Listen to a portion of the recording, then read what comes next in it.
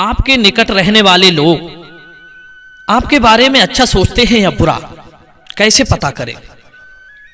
दोस्तों, किसी विद्वान ने कहा है कि जैसे बिल में रहने वाले मेंढक आदि जीवों को सांप खा जाता है, उसी प्रकार ये पृथ्वी उन लोगों को खा जाती है जैसे शत्रु से विरोध ना करने वाले राजा को, परदेश सेवन ना करने वाले ब्राह्मण को और दुष्ट सहायकों के बीच रहकर लापरवाही का जीवन जीने वाले मनुष्य को।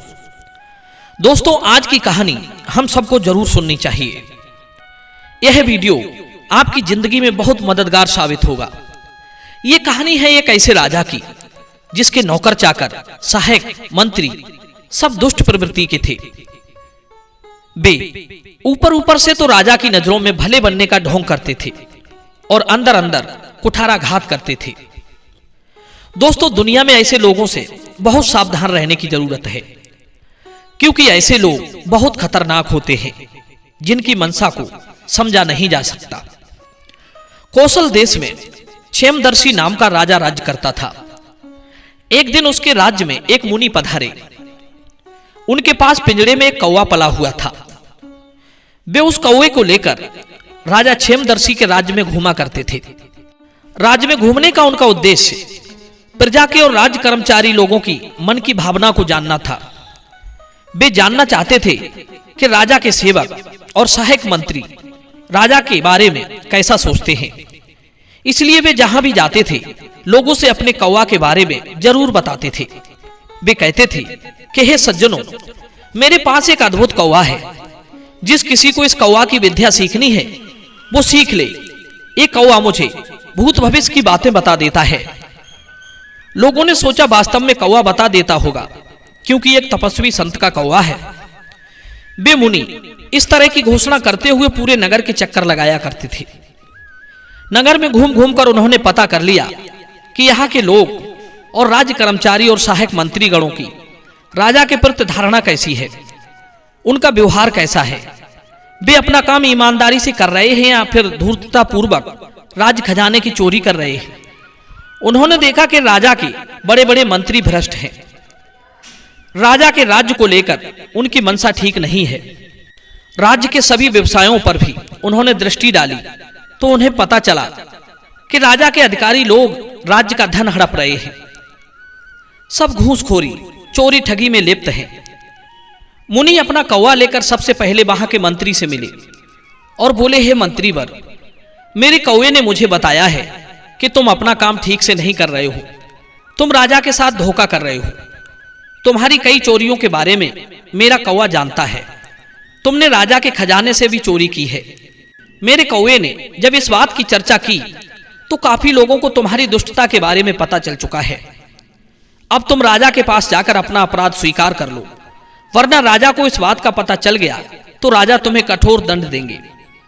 मेरा कौवा कह रहा था कि इस बात को वो राजा के सामने उजागर करेगा। मित्रों, मंत्री के बाद ऐसी ही बातें उन्होंने और भी कई लोगों से कही। उन लोगों ने भी राजा के खजाने से चोरी की थी। वे सबसे कहते थे कि आज तक मेरे कौवे की बात झूठी नहीं हुई है। तुम लोग वास्तव में अपराधी हो। दोस्तों, इस तरह मुनि ने सबके दिमाग में यह बात डाल दी कि उनके कौवे को सबकी कमियों के बारे में पता है। अब तो यह सुनकर सारे भ्रष्ट मंत्रियों को ठाड़े बैठे चैन नहीं था। उन्होंने आपस में विचार करके रात्रि में महात्मा जी के सो जाने पर उस कौवे को पिंजरे में ही मरवा डाला। सोचा कि अगर कौवे ने राजा के सामने हमारा भंडा फोड़ दिया तो राजा हमें फांसी पर लटका देगा। महात्मा जी ने जब सुबह उठकर देखा तो उनका कौवा मरा पड़ा था। मुनि ये देखकर घबरा उठे कि दुष्ट लोग कल को पता नहीं मुझे भी ना मरवा दें, क्योंकि चोर अपनी चोरी छुपाने के लिए 100 नए अपराध और कर सकता है। कालक वृक्षीय मुनि तुरंत राजा के पास पहुंचे और कहने लगे, हे राजन, आप प्राण और धन के स्वामी हैं। मैं आपसे अभय की याचना करता हूं। मेरे प्राण संकट में हैं। अगर आपकी आज्ञा हो तो मैं आपको आपके हित की बात बताना चाहता हूं। राजा ने कहा, हां मुनिवर, यदि हित की बात है तो शीघ्र कहिए। मेरी तरफ से आपको कोई हानि नहीं होगी। आप बेखटके अपनी बात कह सकते हैं। तब मुनि ने कहा, हे महाराज, आपके कर्मचारियों में से कौन अपराधी है जिसने मेरे कौवे को मार डाला है। इससे मुझे मालूम पड़ता है कि आपके ऊपर आपके सेवकों की ओर से बहुत बड़ा भय आ सकता है। आपके सेवकों की सहायकों की नीयत साफ नहीं है। मैं आपको आपके राज्य में हो रहे अपराधों के बारे में बताने आया हूं।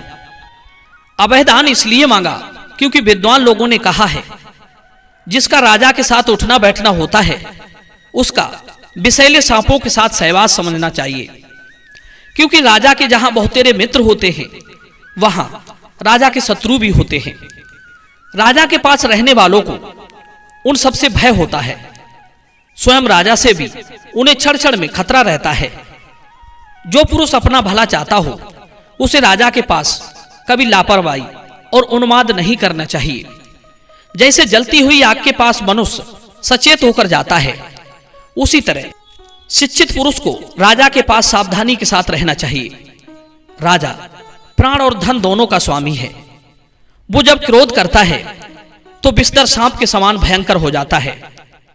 अतः सेवकों को अपनी जान हथेली पर लेकर बड़े यत्न के साथ राजा की सेवा करना चाहिए।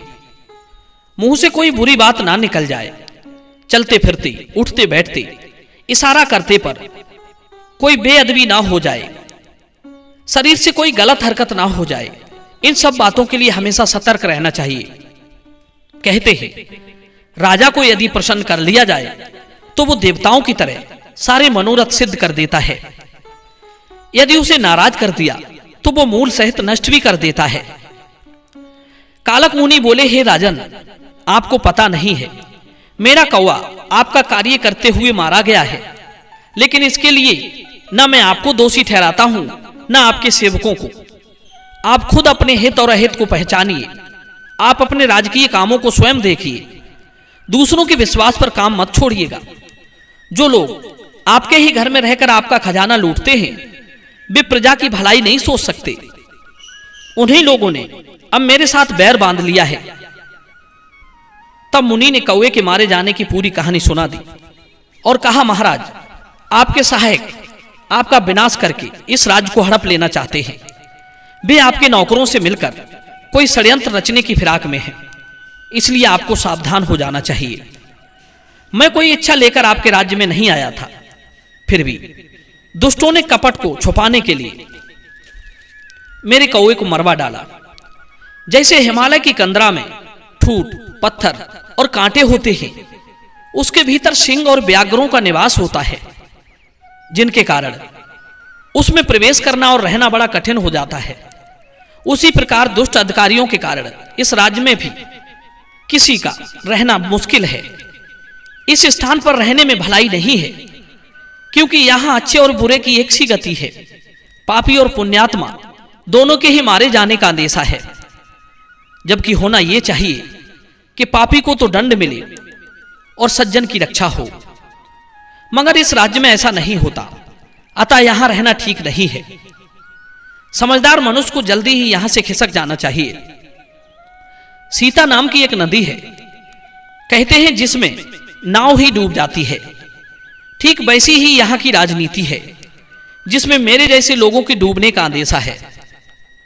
मुनि बोले, हे राजन, आपने जिन्हें मंत्री बनाया है, आपने ही जिनका पालन किया है, वे आपसे ही मिलकर आपका नाश करना चाहते हैं। मैं राजा के साथ रहने वाले अधिकारियों का शील स्वभाव जानना चाहता था, इसलिए बड़ा डर डर के रह रहा हूं। ठीक उसी तरह जैसे कोई मनुष्य सांप वाले मकान में रहता है। यहां का राजा जितेंद्रिय है या नहीं है, मैं ये जानना चाहता था। यहां के सेवक राजा के अनुरूप चलते हैं या नहीं, उनका राजा से प्रेम है या दोष, राजा अपनी प्रजा से प्रेम करता है या नहीं, इन्हीं सब बातों को जानने के लिए मैं यहां आया था। जैसे भूखे को भोजन अच्छा लगता है, उसी तरह मुझे आपकी प्रसन्नता अच्छी लगती है, खुशहाल प्रजा अच्छी लगती है, किंतु आपके मंत्री ठीक नहीं है। कहते हैं जिसकी पीठ तोड़ दी गई हो उस सांप के समान। दुष्ट हृदय वाले शत्रु से सदा डरते रहना चाहिए। इसलिए मैं आपके राज्य में रहना नहीं चाहता। हे राजन, जो राजा की उन्नति चाहता हो, राजा को उसकी रक्षा करनी चाहिए। यदि मंत्री खजाने से धन की चोरी करता हो और कोई सेवक इस बात की सूचना राजा को देने के लिए आए तो राजा को उसकी बात एकांत में सुननी चाहिए और मंत्री से उसकी रक्षा करनी चाहिए, क्योंकि धन हड़पने वाले मंत्री अक्सर ऐसे लोगों को मार डालते हैं। खजाना लूटने वाले लोग एक मत होकर उसे कष्ट पहुंचाते हैं। यदि राजा की ओर से उसकी रक्षा का प्रबंध नहीं हुआ तो वो बेचारा बेमौत मारा जाता है। कालक वृक्षीय मुनि की पूरी बात सुनने और समझने के बाद राजा ने मुनि से कहा, मुनिवर, आप मेरे महलों में रहिए, मैं आपकी हिफाजत करूंगा। देखते हैं कौन आपको नहीं रहने देगा। दोस्तों, राजा ने मुनि को सुरक्षित कर दिया और मुनि के अनुसार स्वयं चलने लगा। मुनि ने कहा, राजन, पहले तो आप मेरे कौवे के मारे जाने वाली बात गुप्त रखिए। उसके बाद उन दुष्ट मंत्रियों के अधिकार को छीनकर उन्हें कमजोर कर डालिए। उसके बाद अपराध के कारण का पूरा पूरा पता लगाकर एक एक करके उन्हें नष्ट करते जाइए।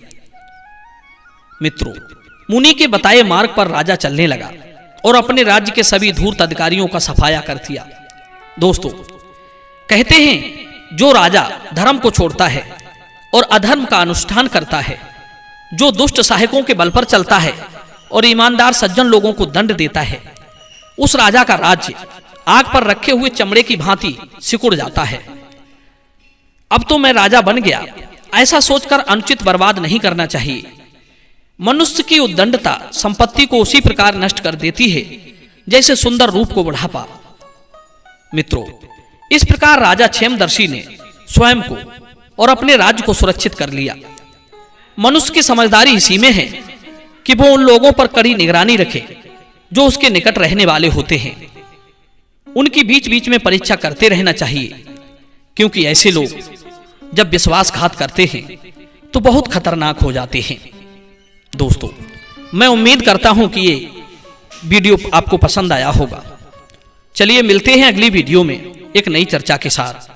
आप सभी का बहुत बहुत धन्यवाद। जय श्री कृष्ण।